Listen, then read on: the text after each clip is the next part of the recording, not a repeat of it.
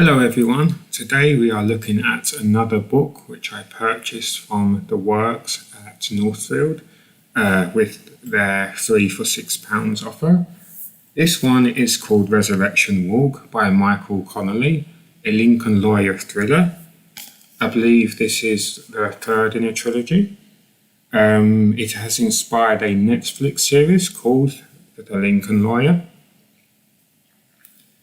Actually, there may be more than 3 by the look of it. There was one of these 3 books made mention of a trilogy. I think it was Unsound, actually.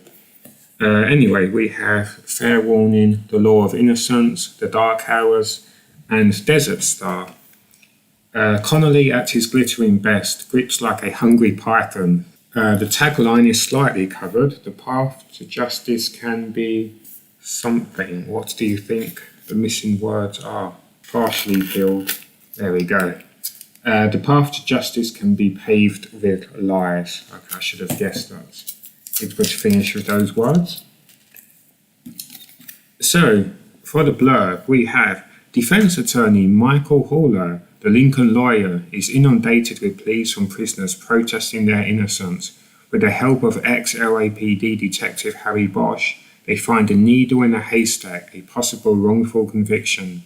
A woman imprisoned for murdering her husband, a sheriff's deputy. But as the evidence doesn't add up, the department pushed for quick closure in the killing of one of its own. But is this rushed justice or something more sinister? As they face a David versus Goliath court battle, the secrets which could set an innocent woman free could also be worth killing for. Another Connolly classic, superb, the perfect combination of courtroom drama and police procedural, a masterpiece. The cover image is from Getty, a cover design blacksheep-uk.com. There we go. I like the black, it looks well, and nice detailed imagery there. Nice photography. Yeah, it's a nice mix of colours, I would say. For the type of book it is, it's an appropriate cover rather than a more obvious in-your-face dead body on the front or some such. No, it works well. Nice spine, there's insignia, Orion. Okay, so let's look at the first few pages. Oh, there's the inside. An incredible writer, says Richard Osman. My friend was talking about him yesterday. Still have not read any of his books, but I've heard good praise. A master, according to Stephen King. So we have some high praise from some familiar names and some newspapers. And we have a biography. Michael Connolly is the author of 37 previous novels, including the Sunday Times bestsellers The Dark Hours, The Law of Innocence, Fair Warning, and The Night's Fire. His books, which include the Harry Bosch series, the Lincoln Lawyer series, and the Renee Ballard series, have sold more than 80 million copies worldwide. Connolly is a former newspaper reporter who has won numerous awards for his journalism and his novels. Interesting. He's executive producer of Amazon Prime's Bosch, starring Titus Welliver, and Netflix The Lincoln Lawyer, both based on his best-selling series. He's also the creator and host of the podcast Murder Book and The Wonderland Murders and The Secret History of Hollywood. He spends his time in California and Florida. Then we have some social networking websites. Also by Michael Connolly, there's quite a list indeed. He is quite a writer.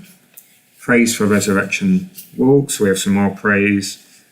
Ready How, there's another classic, and so forth. And then we have the lead up, the final lead up.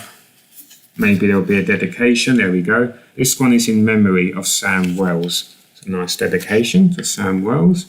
First published last year, 2023. This edition published this year by Ryan Fiction. Copyrights 2023. Okay, without further ado, let's jump in. So, let's look at the first chapter. The family gathered in the visitor lot. George Okura's mother and brother and me. Mrs. Okura looked as if she were going to church in a pale yellow dress with white cuffs and collar, her hands wrapped in rosary beads. Oscar Okura was in full colour regalia, baggy low-slung jeans cuffed over black Doc Martens, wallets, chain, white t-shirt and black Ray-Bans. His neck was wrapped in blue ink, complete with his Vineland Boys moniker double O prominently on display. And me, I was in my Italian three-piece, looking good for the cameras, wrapped in the majesty of the law. The sun was dropping in the sky and coming at a nearly flat angle through the prison's 20-foot exterior fence line, casting us all in a chiaroscuro light of a Caravaggio painting. I looked up at the guard tower and through the smoke glass, thought I could see the silhouettes of men with long guns. This was a rare moment. Corcoran State wasn't a prison where men often left on their own 2 feet. It was an LWOP facility for men serving life without parole, who checked in but you never checked out. This was where Charlie Manson died of old age. But many inmates didn't make it to old age. Homicides in the cells were common. George Corcoran was just 2 steel doors down from an inmate who had been beheaded and dismembered in his cell a few years back. His avowed satanist cellmate had strung together his ears and fingers to make a necklace. That was Corcoran State.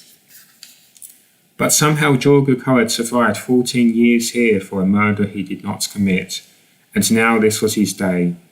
His life sentence had been vacated after a court's finding of actual innocence. He was rising up, coming back to the land of the living. He was rising up. We had driven up from Los Angeles in my Lincoln, 2 media vans trailing us, to be at the gates to welcome him. Promptly at 5 p.m, a series of horn blasts echoed across the prison and drew our attention. The cameramen from the 2 LA news stations hoisted their equipment to their shoulders while the reporters readied their microphones and checked their hair. A door opened at the guardhouse at the bottom of the tower, and a uniformed guard stepped out. He was followed by George Corcoran. "Dios mío," Mrs. Corcoran exclaimed when she saw her son. "Dios mío." It was a moment she had never seen coming, that nobody had seen coming, until I took the case. The guard unlocked the gate in the fence and George was allowed to walk through. I noticed that the clothes I had bought him for his release were a perfect fit. A black polo and tan chinos, white Nikes. I didn't want him looking anything like his younger brother for the cameras. There was a wrongful conviction lawsuit coming, and it was never too early to engage in messaging the Los Angeles County jury pool. George walked toward us, and at the last moment started to run. He bent down and grabbed his diminutive mother, lifted her off the ground at first, and then gently put her down. They held each other for a solid 3 minutes while the cameras captured from all angles the tears they shed. Then it was Double O's moments for hugging and manly back-pounding. And then it was my turn. I put out my hand, but George pulled me into an embrace. "Mr. Holler, I don't know what to say," he said, "but thank you." "It's Mickey," I said. "You saved me, Mickey. Welcome back to the world." Over his shoulder I saw the cameras recording our embrace, but in that moment I suddenly didn't care about any of that. I felt the hollow I'd carried inside for a long time start to close. I had resurrected this man from the dead, and with that came a fulfillment I'd never known in the practice of law or in life. And then it leads to part 1, March the Haystack. So that's very interesting. So we briefly are introduced to some characters, certainly to be main characters. The man reunited with his family, wrongful conviction finally proven, walking free, Mr. Holler, the lawyer. That's an interesting lead up. We have the setting, we have the scenario, we have the context, and we know a Harry Bosch is going to feature somewhere. Defense attorney Mickey Holler.